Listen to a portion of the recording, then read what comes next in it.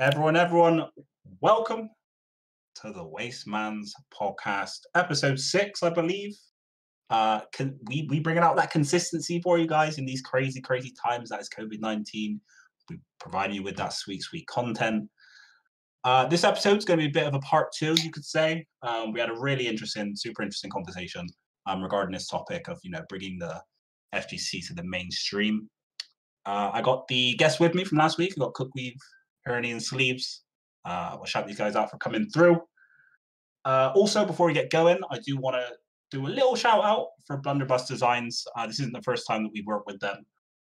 We worked with them for our Sodium Showdown event.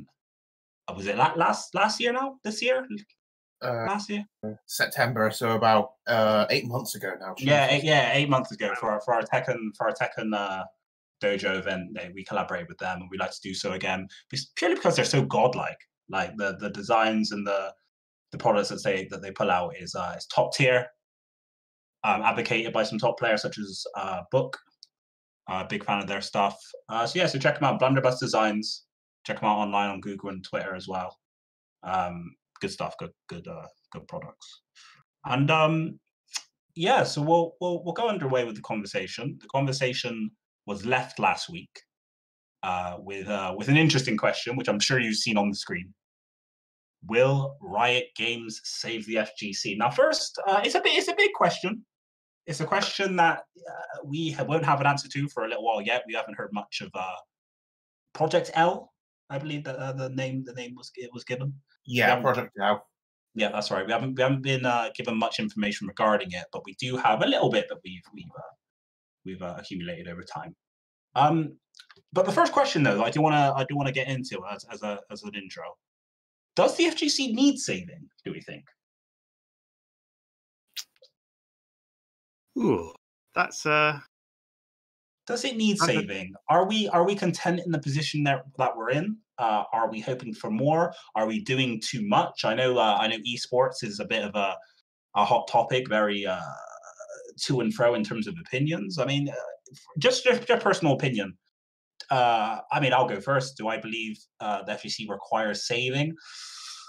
I wouldn't say saving, but I think a new IP would be godlike. I think the Street Fighters and the Tekkens and whatsoever need another rival. You know what I mean? Need something to make sure they're pumping out good stuff as well. So I think it'll do good things. I think it will bring hopefully a huge crossover in terms of players. They've got a reputable team because it was a team of Rising Thunder that was acquired by Riot. Did any of you guys happen to play Rising Thunder when it came out? No, I didn't get a chance to play it. I didn't. No, I saw interest in it, but where it was like beta and stuff, I always try and avoid betas because I just have bad experiences with them whenever I do so. Fair enough, yeah. I think the day I was going to go and download it to give it a try was the day that they removed it. Oh, really? Oh, great. Yeah, that was before I was a PC. I had a PC that could actually run it, so way back for me. No, yeah. So I didn't get a chance. So I did look into it quite a fair bit though, because from what I've heard, their new game is actually based around Rising Thunder. So it'd be interesting to see if they got that in there. Mm-hmm. Yeah, absolutely. Yeah, I remember playing very briefly a bit of Rising Thunder. I remember, it was a very simplistic fighting game. There was no. I think it was just like kind of simple inputs for special moves. I think it was just like a press of a button, no actual directional inputs required, and it utilized a cooldown feature that you'll obviously find in MOBAs, as well as recent fighting games such as Granblue that are utilizing that as well. So yeah, back to the original question: do we think the FGC requires saving? I think it's like you said. It doesn't need saving exactly, but any kind of growth, I think, is always a good thing. I think having new IPs is both interesting in itself to play a new series, but it also, competition forces people to rise up. And I think Street Fighter's been kind of coasting for a little bit on success of 4. So it'll be interesting to see what, these new things can sort of help develop in fighting games as a whole, really. Yeah. I mean, first off, I love what you did with the Rise Up and the Street Fighter. I know you didn't do that on purpose, but I respect it regardless. Hashtag Rise Up. but you're right, though. I think another, as mentioned, that another IP will only do good things for players. It's another opportunity, another game to play, and hopefully it will improve the competition of your Tekkens and your Street Fighters. Hopefully that will make them put in good work. Cookweave, Jordan, what do you think? I mean, I think all competition is good, to be honest. I think it all depends on how the game that gets developed comes out, but I don't see any issue with competition. I think, like you said, Street Fighter has been pretty stagnant in terms of its game at the moment, and it's kind of fallen down a bit of a dark path, in my opinion. Tekken's obviously grown quite a bit, but it still does need a push in terms of its scene, I think. I think a lot of people will say that the money still isn't there. If we want these tournaments to go on and we want the big players there, that kind of thing, the money unfortunately needs to be there. And if Riot brings out a game worthwhile, it could potentially bring that kind of esports money. But only time will tell once they release more of it, which I think will come within the next year, without a doubt. Mm-hmm. Yeah, for sure. I mean, unfortunately, with like the current climate and the whole COVID-19 situation, I do have a bad feeling that will stop or it will definitely delay a lot of potential projects underway. Actually, I don't know. I don't think it will, because the thing is, I think because it's all like programmer side of things. A lot of the developers that I know of, like not necessarily like game developers, but people who work programming wise, they're still working. They're just working from home. So it might be hindering it a little bit, maybe in terms of the resources at their disposal. But I think it's still going to be moving at a steady pace, at least. It's a bit of a tricky one. I don't want to go aside too much, but like for instance, like the Final Fantasy XIV development team taken to working from home really well. It's only delayed things by a couple of weeks. But then you've got Nintendo, who seem to have some kind of massive leak, which I can only assume is linked to the working from home thing, which is not great. Yeah, from my inside sources, my very intelligent inside sources, i.e. people I know living in Tokyo, it is definitely affecting some companies more than others. Devs are getting hit in certain companies quite badly. Like you said, Nintendo, I'm also pretty sure that Namco are actually being hit quite badly by this as well. I mean, with Namco, I mean, is that from the are we talking like from the Soul Calibur side or like Tekken side, or just we're just talking Namco in general have been hit really hard by this, yeah. So how come, if some developers like Summer seem to be doing okay, how come Namco seems to be getting hit? I don't know. It's just one of those things. It's one of the mysteries. It's same thing. Why Square Enix doing fine, but Nintendo are yeah. I mean, it's a crazy time. I mean, it's a crazy time, right? And obviously, everyone's going to get affected in different ways. But you can only hope that things are getting delayed too bad, especially potential projects that will benefit the FGC. Do we have faith in Riot regarding a fighting game? Are we in high hopes or not so much? Because I feel like I remember back in kind of 2014, I think that's when Riot Games acquired Radiant Entertainment, who made Rising Thunder. I'm pretty sure it was more yikes than anything. I think some people were a bit like, oh God, because out of nowhere, they kind of took an alpha game that people were kind of enjoying, and then people just couldn't play it anymore. Yeah. So I think that kind of like kind of gave off a negative response as Riot Games coming here taking our fighting games away. But now that it's been years on, almost like 6-7 years on. How do we think? Do we have faith? Are we hopeful? I'm still on the fence about it, honestly. I think it all comes down to we know absolutely nothing about the game, really. We've seen a grand total of like 4 screenshots, I think. That's all we know, that the game does in fact exist.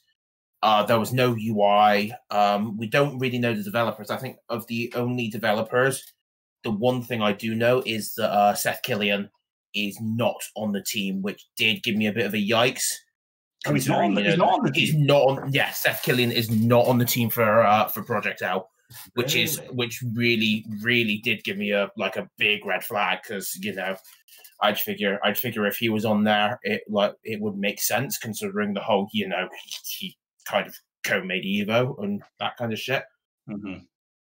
Yeah, because Radiant Entertainment, so it has the Cannon brothers who are behind Evo, and I think yes, SRK forums as well as they are they guys that developed GTPO as well. I'm pretty sure they are. I think they're amongst the team. So that's a pretty good team to have behind a fighting game. But again, when you're saying that no Seth Kelly behind it, that could be a bit of a yikes, because he is the man sweats and bleeds fighting games. Jordan, I know you like these. I know you enjoy your Riot games. I know I enjoy mine too. I played League of Legends for a little while. I spent a lot of money on that free-to-play game. For some reason, somehow, shouts to the skins. But yeah, what do we think, Jordan? Do you have faith in good old Riot? Right? In terms of the money aspect, I have faith. I think they will put money into it if they feel that it's gonna bring something back, and they've obviously bought it for that reason. In terms of Seth Killian, when I heard he left, I looked into why he left, and I think also I don't know him, but from what I've gathered, it looks like he's just kind of exhausted from it, I think, from the fighting game side of things. Because now he's like lead designer of like Fortnite or something. So wow, he's completely done like a U-turn in terms of what genre he was in. But yeah, I mean, Riot Games, they are going the right way. Admittedly, some of the things that they do is a bit, but in terms of the actual aspect of game development, it looks like they've got the right things that they're doing. I mean, Valorant's a good example. That's one of their newest games that they've kind of released to the public. It's in beta at the moment, or alpha, whatever you want to call it. But it does seem like it's got good success. Obviously, it's kind of a revamp of other games in a sense. It mixes up a few other games, but it seems like it's going to be successful, and a lot of people are speaking and being hopeful that the game is going to be successful. I know a lot of Counter-Strike players have been discussing about potentially even leaving the CS scene and going to Valorant, for instance. And that game's only in beta. So, I mean, yeah, I have faith in them. I don't see why anyone wouldn't, other than the fact that they might have their own agenda against them.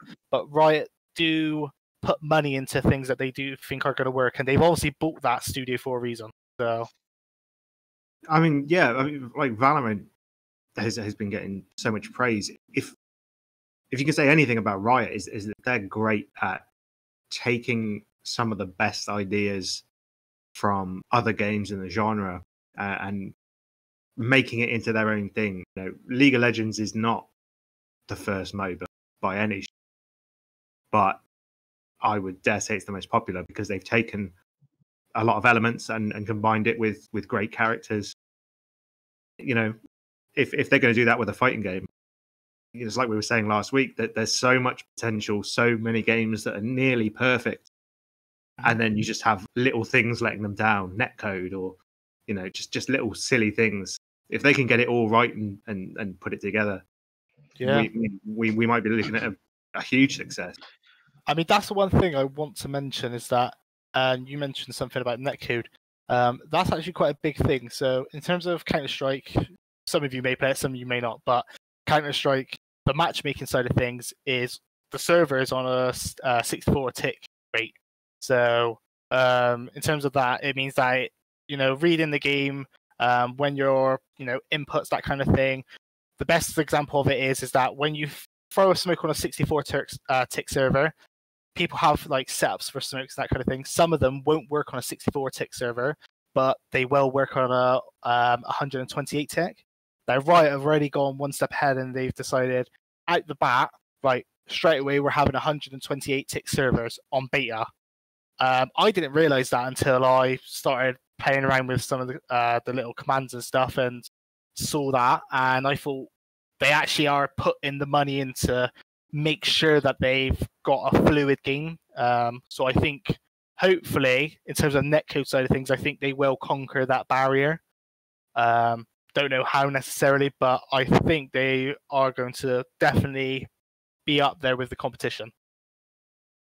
Yeah, I mean, you can only hope so. I mean, especially with I think having the name just Riot Games just kind of under your belt, I think it's almost destined to do well. It's already been mentioned a few times now. You know, they've got endless money. They've got so much money. That Chinese money, man. I mean, hey, that Chinese money. Hopefully it's clean money. I mean, doesn't matter. Who knows? God knows.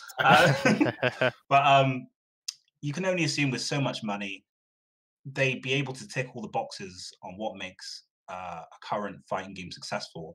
And in terms of this list, you know, netcode has got to be up there. We've got various fighting games right now that, you know, the online is just not good enough for considering that we're in 2020. Amongst other things, it's got to play well. It's got to, of course, you have to make it somewhat simple for newcomers to come in, and you see that with Rise and Thunder, and they really utilized kind of beginner-friendly mechanics. Of course, with kind of like simple input special moves and like a cooldown feature. And as mentioned, we're seeing that in Grand Blue, where they're kind of tailoring certain things that help beginners. But obviously, if you opt for more execution, you get a better payoff. So that's an interesting thing that they might consider. I mean, and you can only, of course, as Jordan mentioned, you can only look at the success of Valorant, however the hell you pronounce it. You can only expect good things, right? So back in 2013, I was hesitant. 2013, 2014, I was thinking, nah, Riot didn't know what they're doing. Like, come on now. But they're just pumping out just different IPs, and they're just putting in work. Yeah, I think that's the thing. They're putting in the effort, and I think they're being quite smart about it. Like, in terms of Valorant, this has been like going on for quite a while, from what I've understood. This game's been in development for a while. They've been very slow in terms of building it, and currently they're showing it's paying off. It's still in beta, but it is paying off. And League of Legends, as much as people criticize that game is a money maker. No matter what anyone says, it literally prints money. And they've made a huge success of it, and they're being smart. They're investing into other, genres, so then they can have something to not necessarily fall back on, but so they can also say they've got pieces in the other bits of pie, really. Yeah. So. Yeah, it's almost start to build their own sort of monopoly. Yeah, exactly. Yeah, they're trying to do a Blizzard, really, aren't they? That's the way I look at it. Except they're kind of succeeding with it, whereas Blizzard fell through. But we have to talk about that. That's a story for another time. Yeah, I was gonna say. I was gonna say, like, when someone mentioned Blizzard, I'm pretty sure kind of Blizzard kind of dropped the ball, kind of flopped it a little bit. Yeah. Is Heroes of the Storm still a thing? No, they killed that scene in start of 2019, I think. They decided that they weren't gonna basically have any more competitive scene. Oh, right. I was a Heroes of 2 years. Really wanted to, bring the fight to League of Legends, but it just wasn't to be. It was not meant to be. Yeah, I mean, if you fight with Riot, I mean, it's a hard fight. Like, it's just Riot, man. They're like the final boss. Yeah, that's the thing. I think with the Blizzard and Riot comparison is you always find with Blizzard, from whenever I've looked at it, they have a lot of teams. So for instance, they have their WoW team and their Diablo team, if there's even a team left, those two people in that one room. And some of the StarCraft, that one person is still patching every now and again. And it seems like they hop their teams about. It doesn't seem like they're willing to bring in outside people all that often. Yeah. And I think that's what Riot's done right. It's they know they're not, they're not an arena shooter maker, and they're not a fighting game maker or anything like that. They will bring in the other team. They'll be like, right, you've already made this product. you come into us and we'll just pay you all this money. Here's all this money that you could just spend as you see fit. You do what you need and just come back to us once you've got the finished product, and then we'll print out for you and, you know, do all the marketing for you. And I think a lot of companies are scared to do that nowadays. They want to have their own little pitch, really. Like with Street Fighter, they made their whole netcode themselves, and that's turned out to be absolute ass. Whilst there was like GGPO and all this kind of stuff, it's like everyone's too scared to just borrow from other people. Yeah. Especially with Capcom, you can only like even when there was that community patch that fixed the issues, they made a patch just to get rid of it. Yeah, they made a patch which meant that if you attempted to go online with it or something, your game would literally crash. That's like sabotaging their own game. Yeah. Why would you, as a company, so you got one guy amongst your player base that's just like done you a big favor? Why would you be so against that? Because oh god, you can't. Sorry. It's basically their egos. Which is why I'm kind of interested to see what will happen with Capcom's next big fighting game, and whether it will run depending on their engine. Because I believe the SF5 is Unreal 4. I think so. Yeah. Yeah. Whereas now they've got their own brand new engine. They've got the RE engine, which they're using for pretty much everything. So it'll be interesting to see whether they try to build something for they try to build next Street Fighter on that, and God knows how that'll go. I mean, you can only pray. Because you know, Street Fighter 5, like everyone's got their opinions on it. I mean, something you can't falter is that a lot of people still play it, and you know you can't falter the amount of people that are playing your game. Of course, it goes without saying that we ain't going to see another iteration of Street Fighter until the next console comes out. That kind of goes without saying. And I guess that's the same for the likes of Tekken, kind of any other fighting game, really, that plans on making another one. It probably won't be until the next gen.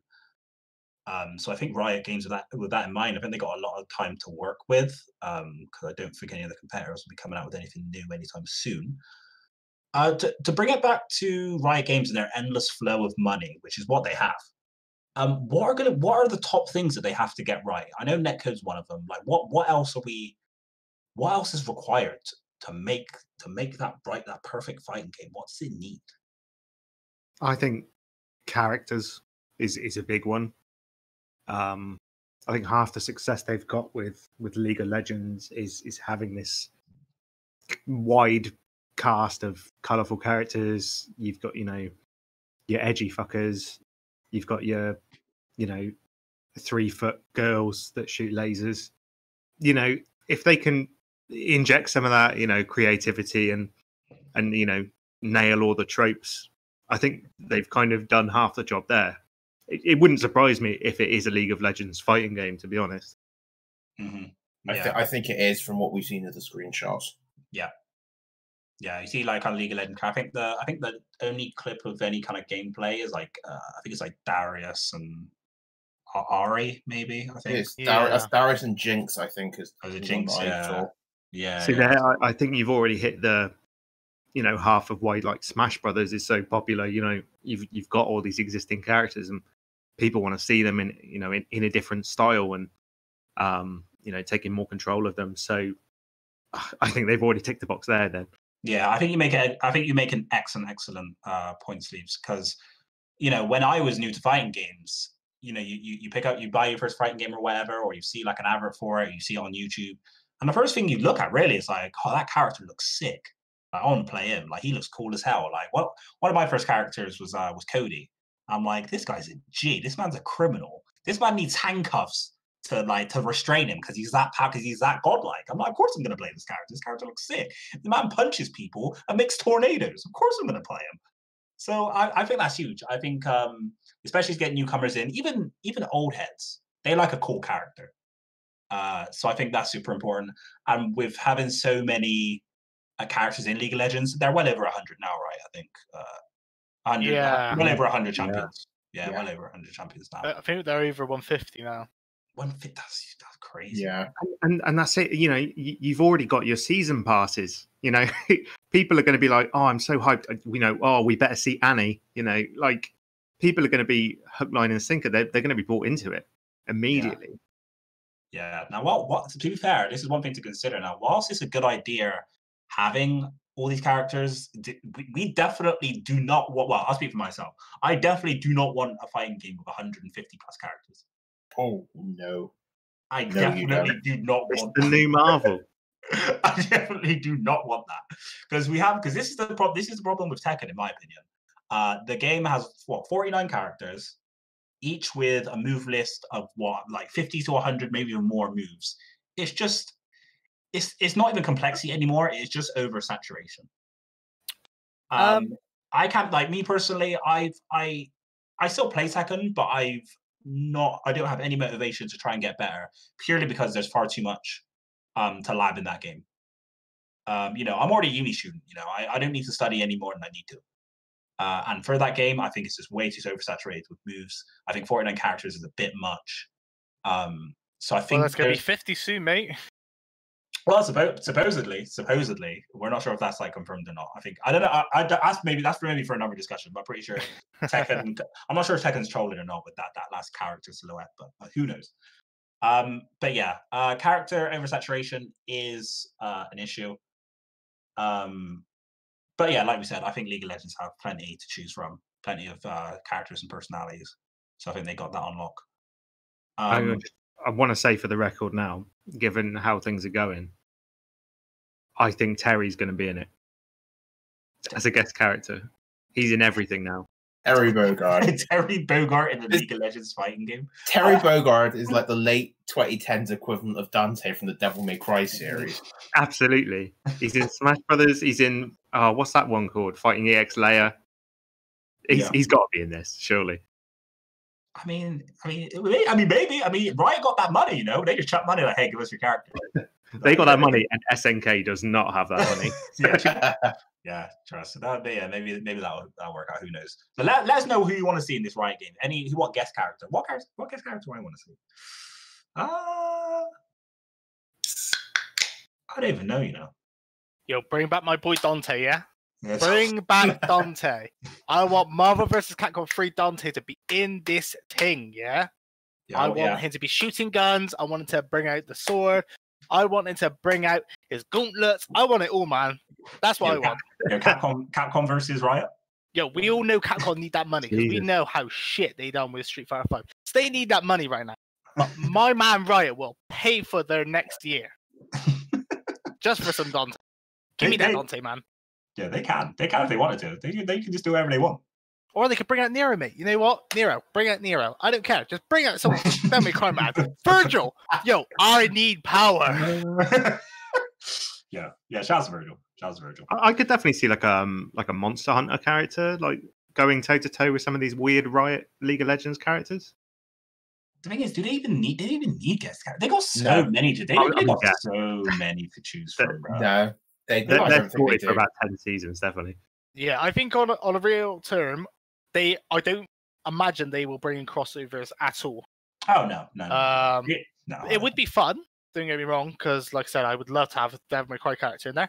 But in terms of an actual, like, element of gameplay, I couldn't see it. Yeah, it's just, they got so many characters to choose from. They're like I said, it was over 150 now. It's like, even if you use just like 1/5 of that, you've got 30 characters already. And 30 characters is optimal in a fighting game. I disagree with what you said about Tekken in terms of the characters, but that's purely because I think most characters are unique in their own way in Tekken from my little playing of it. But yeah, I don't know. I think it all depends on how many characters you get in a game. At the start of the game, I feel like a good amount is like 10 to 12, because you could get enough uniqueness within that without being oversaturated at the start. Yeah, I think 10. Yeah, I think 10 on release is pretty decent. I think there's been games that's done a lot less and a lot more. So, but I think 10. Yeah, I think 10's good. Yeah, because how many did the Street Fighter 5 start off with? Does anyone know? Street Fighter 5 was 16. The one I do want to bring up though is KI, because KI, very base game KI, I think had 8. Yeah, that's true. Really small. Yeah, you had like no one on there. Yeah, that's not bad. And the way they like released, because they started off with 8, but wasn't the game with 8 characters? I think it was free, right, on Xbox One. Yes, after like a year, they released what they called the season 2, and they released like 8 new characters, doubled the roster size. Right. Let people get used to the game. Right. I mean that brings up a good point. Is do we know if this game is going to be free to play like League of Legends? Ooh, we haven't have we had that yet? A free to play fighting game? I mean, Rise of Thunder was free to play, and it's currently free to play right now. To be fair, it's currently free to pay. Free to play. Yeah. There still is a version out there that is still free to play. Yeah. I don't think it works online though anymore, does it? I'm not 100% sure. In terms of their I'm sure someone will make it work online, so it probably does work online. Yeah. I think we've had so many experiments with free to play fighting games, sort of free to play versions with like a rotation of characters. I think the problem is that none of these companies have enough money, so they don't do it very well. That they end up charging like £10 a character or whatever, and it just no one bothered with it. You'd rather just spend 30 quid. But if they do it in a similar way to League of Legends, they know what they're doing with the free to play model. I'm sure they can do it better. Yeah. Do we believe that free to play model? Do you think that will work in fighting games? Because me personally, if there's a new fighting game, I want the whole roster straight away. I don't want to be stuck with just 4. I personally don't want to be stuck with just 4 characters, and then I can't access the others without paying more. So it's going to be a mix in that. Yeah, it's hard to say. Yeah.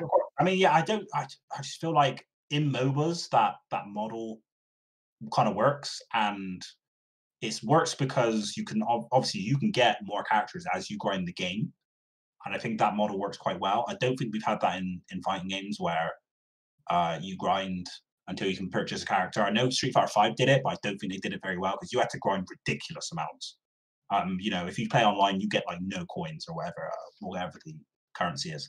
Yeah. I know they have like some survival mode. I just wasn't interested remotely in grinding survival mode for in-game currency. If I may add onto that, the only fighting game which I know that actually does it in a way that's remote or appears to work is, believe it or not, DOA. The core fighter system. Base DOA. Yeah, base DOA. I know. The way that works is they'll give you the 4 characters and then they'll rotate extra characters in and out. And I believe it's on like almost like a weekly or 2 weekly basis. They'll just go, oh yeah, this weekend you can have, these 4 extra characters, or whatever. And the 4 characters they give you, because DOA 5, they kind of fucked it up and just made it the 4 ninjas. But then in DOA 6, they actually made it 4 completely different feeling characters. Mm-hmm. So you got an idea of how the different archetypes played. Okay. And yeah, what that actually ended up doing was it's actually made the player base much, much bigger. It's huge.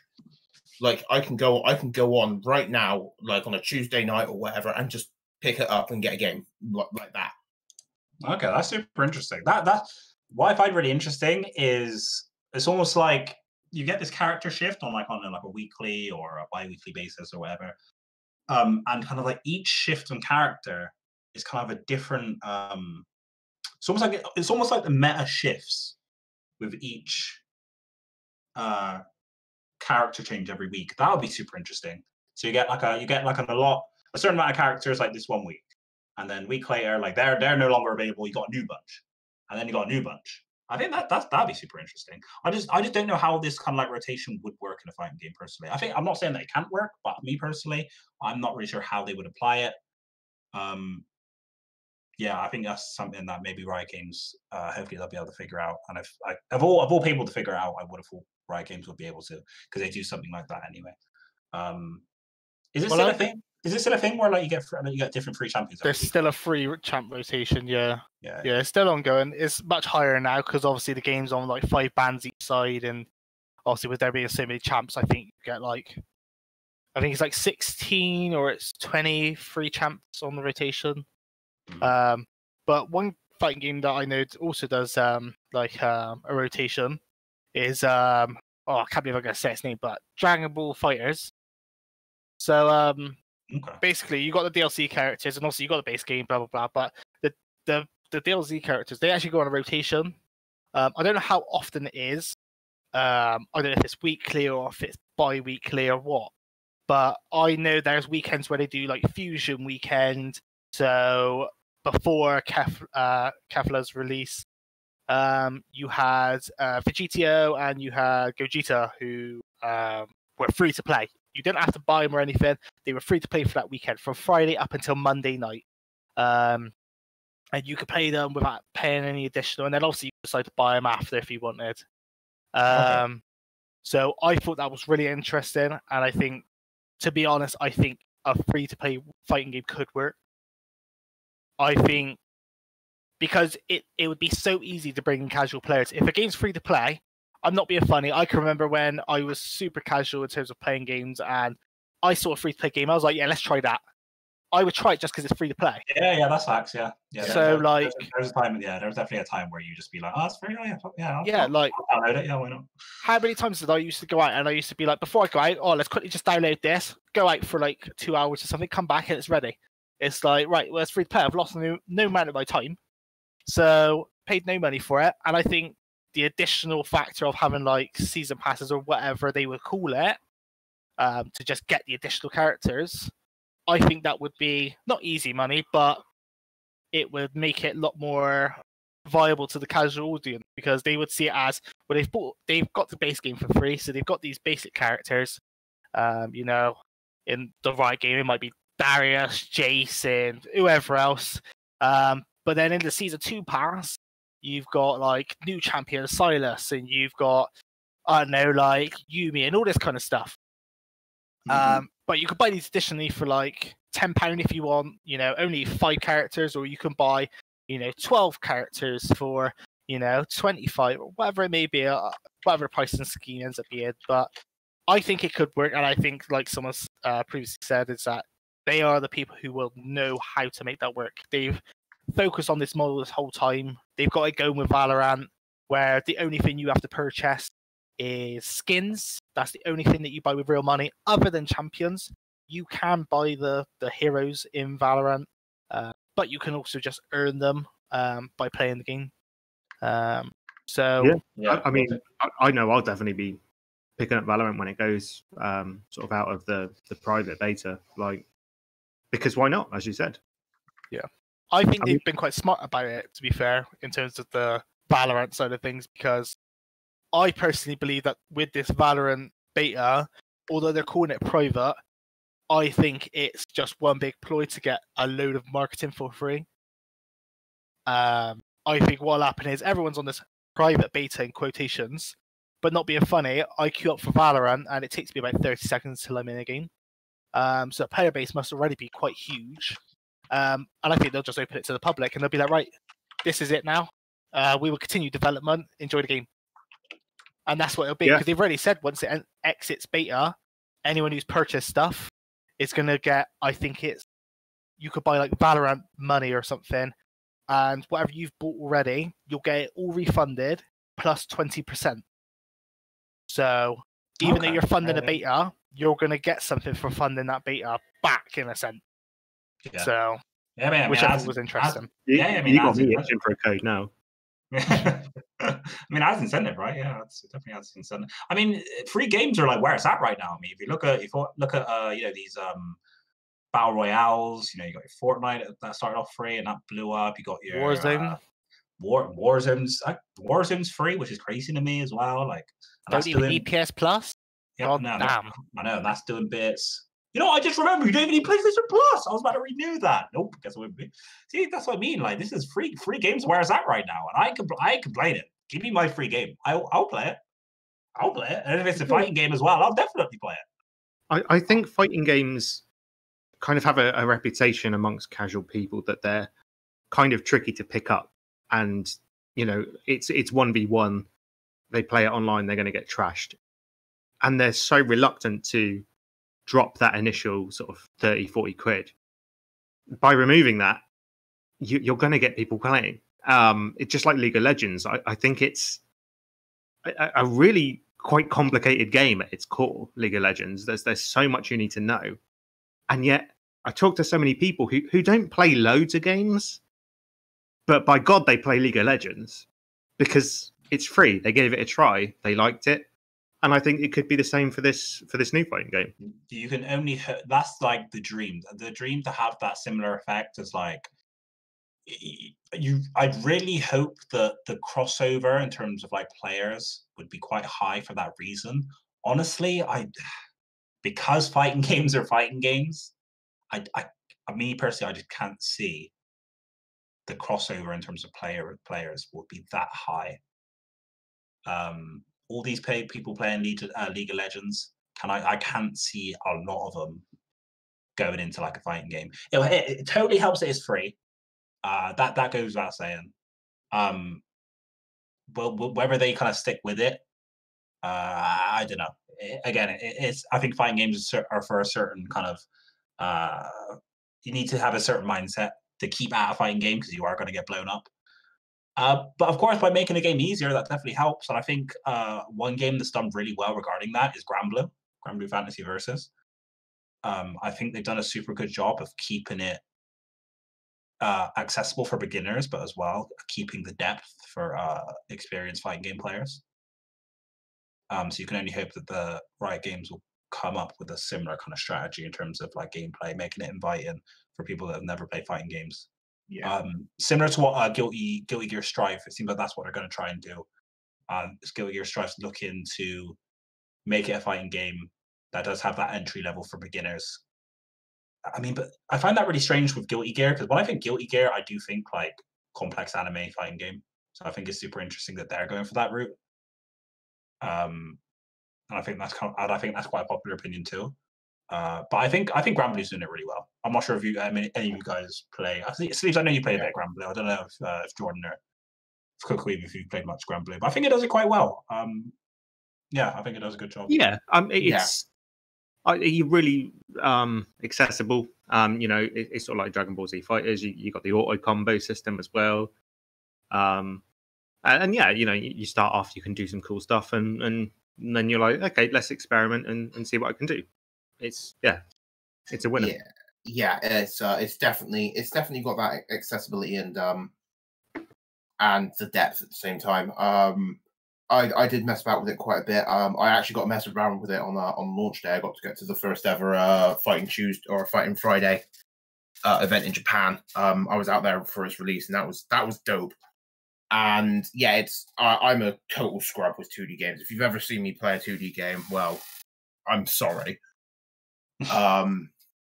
But yeah, one of the things I do like doing is just diving into things, and I'm a combo guy. I like doing flashy shit. I like doing long combos. But yeah, it's definitely a game like where you can go a long way on just basics, but if you really want to take that next step up, you need to know what you're doing. And I think that really does work. Yeah. I think the blueprint's super good. I think the blueprint for Granblue is super, super good. And I think for Riot it would be a good example as to how to make an entry-level fighting game retain its depth. So I think they're going the right way for it for sure. But of course, you gotta make sure that you're pleasing the angry old fighting game heads. Oh, my fighting games are too easy. This isn't like the old days. When's Third Strike? Yeah, you gotta keep the old heads happy too. And I think Granblue, to be honest, Granblue does a pretty good job. One thing I really don't want Riot to do, and Riot, if you hear this, please, man, don't put Teemo in this fighting game. We don't want Teemo. No Teemo in this fighting game. You don't want that blow down the side of your neck, mate. Come on. Teemo is trash. He's an abomination. He's one of the reasons why I want to don't go back to for League of Legends. That character's stupid as hell. I don't want to deal with that. Put Teemo in. No. and make it so that you can't grab him because he's too. Make Teemo like the dummy in training. Make him the dummy in like training mode. All I heard was make him like Rocket Raccoon or Marvel vs. Capcom 3. That's all I heard. See, that'd be fire. That would be sick. That'd be sick. We're assuming that it's we're assuming that it's going to be like a 1v1 fighter rather than a team fighter. How will people feel about a team fighter? Actually, you say this. This does bring me to another point, which I think would help ease the entry barrier. Which is if they made it a team fighter, do kind of what KOF 14 did with its lobbies, where you can have a way where you actually have lobbies of 3 different players playing 3 different characters, just so you have that team aspect kind of from the league side of things coming in a bit more. So yeah, you just have 3 separate players. Like, I don't know, me, you, and Jordan will go in and we'll play to 3 whoever the fuck League of Legends characters they are, and we get matched up against another random team with 3, and then it's kind of like you select the order and all that kind of shit. And I think that would be interesting to see in something like that, because KOF 14 is the only game I've known that's ever done anything remote to that. I think Dragon Ball did it a bit, but that's a different story.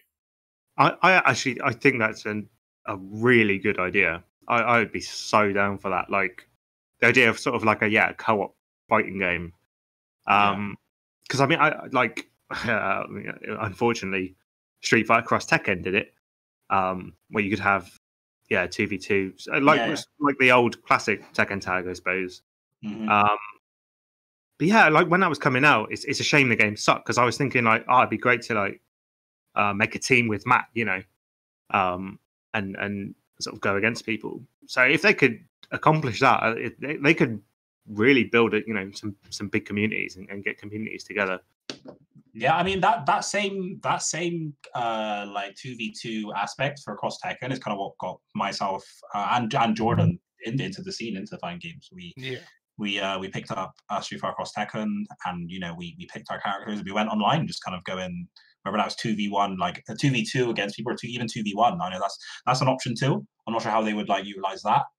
Like maybe you might have like maybe one person can go online with just one character, and then maybe there might be like a duo that might have like only have like health bars, but they're 2 characters.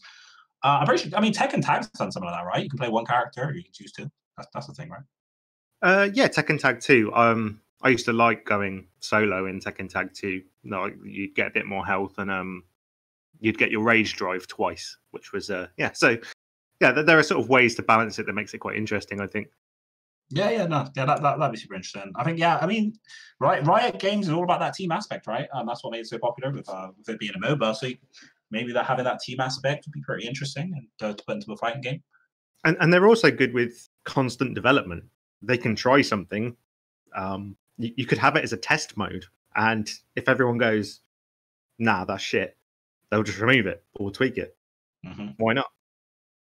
Yeah, I mean, they've done that a fair few times with League of Legends game modes.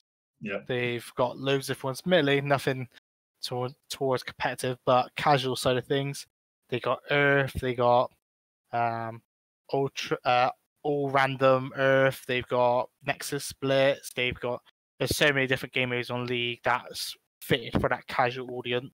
They took away like Twisted Tree Line, for instance, or Dominion. Shouts to Dominion. Yeah, Twisted Tree Line was lit, man. Shouts to Twisted Tree Line. Well, it got reworked, and then they removed it. So Rest in peace. They realized no one played it. So yeah, shouts to that. But yeah, no, Riot Games, they have their options. They can do the right thing. They just got to tick all the boxes. And you think, and money seems to be when you got the money, you can't do no wrong. I mean, you hope that they'd be nice and transparent with the community. You hope that they'll have some kind of alpha or beta out. Hopefully they'll take on board the feedback and apply it. You hope the communication is clear and concise with the community, because I think that aspect is so slept on, and you just hope that they'll take it upon themselves to do it the right way. Obviously, this game will be riddled in esports. That goes without saying. Can't get enough of those esports. Love me some esports. So yeah, I think I think it'll be good. I think it'll be good. Originally, I was iffy back in the day, like a few years back, but now I think they'll do bits. I saw the success with Valorant, and I think, you know what, they got money. I think they'll do just fine. I think they'll do just fine. Is there anything else on the essential list of a fighting game that needs to be hit? We got netcode, we got like simplicity and in depth at the same time. I'm trying to think what else is required. One other thing I can think of, if we have got the dates and we've got the time to work with it, I would want to see like in-depth playtesting, not only like just as an open beta, but internal, where they have total scrubs, they have people like me who aren't great, and then they have better players, and then they have the pro players. Because if they got the money, they can just pay them a fee and just go, yeah, can you test this for us and like play 100 games with this, that, or the other? Mm-hmm. And that way, I think we'd be able to be released with a game that, because it is something, especially I've noticed with newer IPs, is that games kind of release unbalanced. Because as great as Granblue is, that game was not well balanced on launch. Mm-hmm. Yeah, no, there was there was like Gran and Catalina were just running stuff, and Lancelot too. Those three were like really busted, like in the vanilla version of the game. You do wonder that you do wonder with the current climate, you wonder if they kind of did that knowing that there was no real tournaments going on anyway. Because ain't nobody traveling anyway, so maybe thought, hey, let's just bring out this game or get it out. The community will let us know like what's busted about it. So it might have been just utilizing the current climate. But yeah, I think it would be nice if games were already balanced. Yeah, we didn't have to like cry for a couple months right before game changes. We've seen with Tekken, what they did with Leroy. They somehow released Leroy as he was in the middle of the Pro Tour, or just before a huge tournament, Evo Japan. Yeah, shout outs to Evo Japan falling asleep at 6 Leroys. God damn, 6 Leroys. That stuff was whack. Yeah, it was even more boring to watch in person. Trust me, the hype of a live crowd did not help that. Yeah, that's so bad. I like one of the that's up there with one of the top tournaments of the year, Evo Japan, and like just for it to get guided by just like this BS character release, they should have banned him. To be honest, they really should have. They should have banned him. He was so busted. They should have just took it upon themselves to ban him. But it is what it is. It's all in the past. They came out with Fakram Ram, who isn't too bad, but like it seems like he has got issues too. They brought him out with a busted throw, which did get sorted. There seems to be hitbox issues with him, so it just goes to show that they're still releasing characters that are still a bit wonky. Like the character should be polished, well polished character. Bring it into the roster. We shouldn't really have any issues like that. I mean, I'm still in the belief that he was meant to be Sagat and that they just altered things with him, man. I still believe they ripped that game to pieces. They were like, no, we're done here. And then was just like, yo, what's left of Sagat? Oh, this is what's left of them? Cool, let's make a new character. Like, I'm sorry, man. That's the first trailer that when he got announced, it still bring back the vibes of Sagat, man. I know he looks completely different, and some of his moves are obviously like generic stuff, but just looking at like Street Fighter 4, for instance, and then looking at that, I was just like, my man is in this game. Like, crossover. I'm sure there's like Sagat mods that you could probably apply. Yeah, probably. And then he's like there. But yeah, I mean, they shouldn't be releasing their whack, some broken ass characters. They should be nice and polished for a release. But this is also why it'll be good once the new IP comes into play and Riot, hopefully they drop the ball, and they don't just cancel the project altogether. But hopefully they will make these developers, pick up their slack and be like, right, you can't release this completely whack ass character whose hitboxes are non-existent for like 50% of his attacks and all this kind of crap. Yeah, it's like it would. Like, admittedly, I'm not gonna say like Riot are perfect because they're not. There's some game like some champ releases, but the champs are absolutely whack, and you just think, how did that just get through? How did they just think in the game balance go? yeah, this seems right. Yeah, that's absolutely fine. Yep, tick, tick, tick. All right, ship them on off. It's like, but then again, that's like every developer. But at the same time, they're a lot more polished. And I think a lot of MOBAs are, to be honest. In terms of MOBAs, even though Heroes of the Storm got cancelled and stuff like that, Heroes of the Storm was reasonably balanced. I played a little bit. I didn't play a lot. The only real reason Blizzard really cancelled it was because it wasn't getting the esports money that they were hoping for. And that's really the only reason. MOBAs are a good idea of how you balance characters, and really they can just bring that over to their fighting game. Obviously, I think they'll be more willing to take feedback from, I would say, customers. That's the way I would put it, from their customer base or their player base, because a lot of the time, Reddit being a good advocate of that, but Twitter as well, people will make comments about, XYZ does this, it shouldn't do this, it's too broken, or it doesn't seem right, it doesn't seem fluid, and they will adjust it accordingly. There's many different things that to account. I think they'll be willing to take that, unlike Michael Murray, who just kind of went ape shit and then told everyone to get good, basically. And then he reverted the changes anyway. So, I mean... Yeah, kind of played himself a little bit there. Yeah. It was like he wanted to hell sweep himself. That's the only way I could discuss it. He literally done Kazuya's animation and he snapped his own hip and hell sweeped himself and then reverted the changes. So... Yeah, I think maybe he tried like sidestep in and it wasn't working. I'm like, nah, this is whack. Yeah, he was like, wait, I can't sidestep it? Wait. Yeah, maybe. I mean, at least it got changed, right? At least it got changed. Yeah, sure. Yeah, at least it got changed. Right. So just to round things off, I do want to have like one last little question before we round this thing off. We're coming up to an hour now. How do we feel as to whether Riot applied their banning system to a fighting game?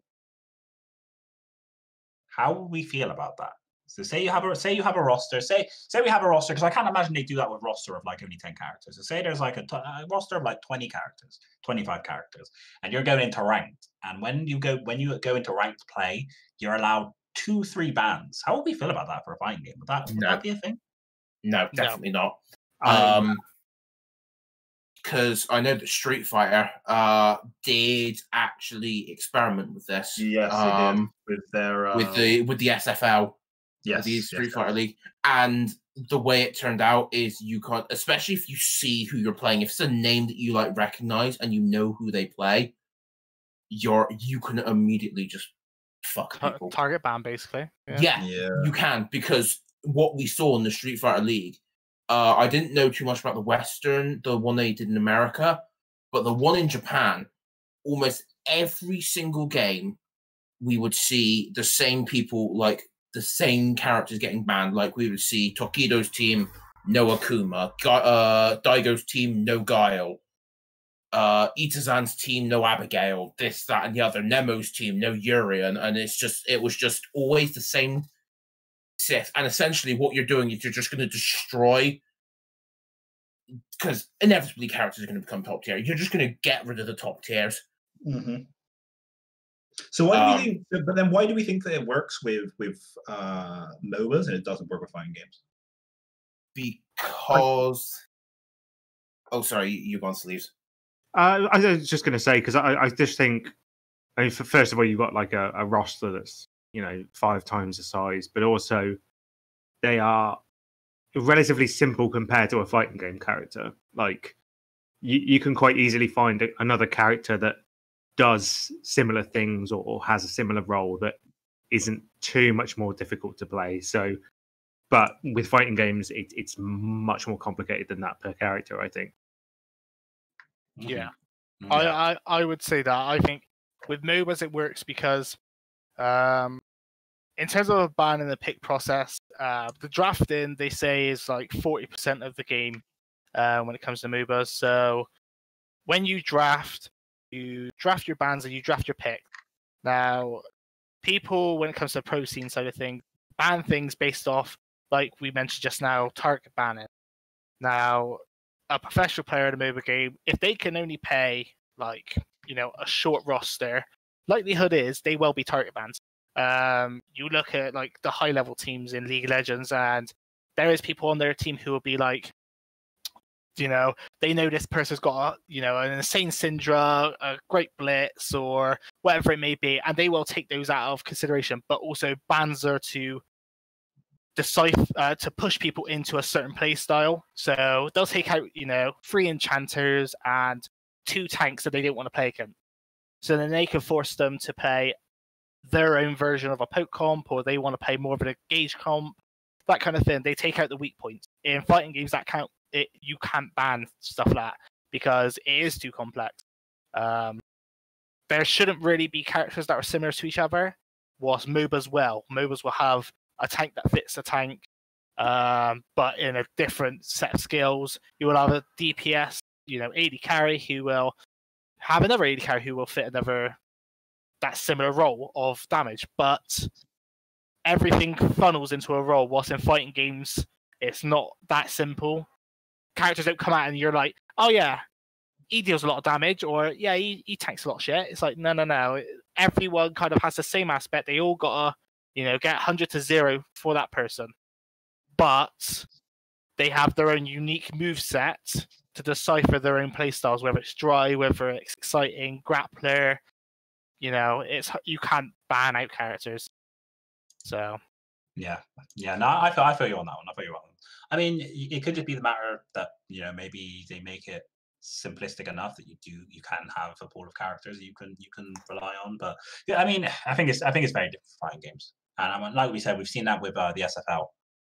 It wasn't really a big bang amongst players, and maybe even people that are watching too, because if you didn't really get to see your favorite fighting game player with their mains and they're playing some other stuff, it's maybe not as hype, maybe hype for some, but yeah, that's a personal opinion thing. Well, yeah, I think that too, guys. I think we're at roughly an hour, just over an hour. I think it was a riveting conversation as always. That will finish with part 2. I think it's been a super interesting part 2, especially with the only little bit of information that we have regarding it. I think it's still a super interesting conversation to have. We can only hope that we'll get some more information coming soon. We hope the last bits of information was last year, early or late last year. I think around like October, November time. With how they're bringing out stuff, I think, like I said, in the next year, there's going to be a lot more concrete information. They're bringing out information for all their projects pretty darn fast now. So if there is any information to go on it, I think they will bring it out. So yes, you would have thought so. We can only hope it will be good stuff, because a never go fighting game, I will not complain, and if it was free, I'm definitely not complaining. So let me get free video games. Shout out to free video games. So yeah, we'll call it there. Thanks again for watching. I want to thank the guests as usual for coming through. Appreciate you guys. Shout out to you. We'll be happy to have you all on again another time if you're down. And yeah, shout out to the viewers as well. Episode number 6. Hopefully see you for number 7.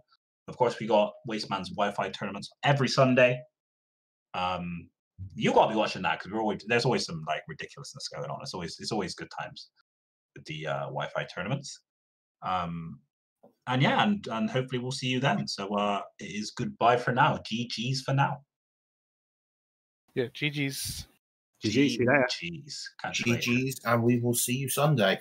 Yes, absolutely. See you then.